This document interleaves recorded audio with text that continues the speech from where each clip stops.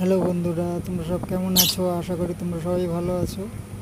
আজকে খেতে দেরি হয়ে গেল অনেকটাই, 3:30টার সময় খেয়েছি, এখন ইঞ্জেকশন নিচ্ছি। বন্ধুদেরকে বলছি, তোমরা আমার চ্যানেলটাকে কেউ সাবস্ক্রাইব করছো না, চ্যানেলটাকে সাবস্ক্রাইব করো, লাইক করো, শেয়ার করো।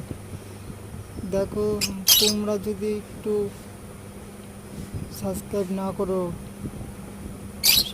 লাইক না করো, তাহলে কে করবে বলো?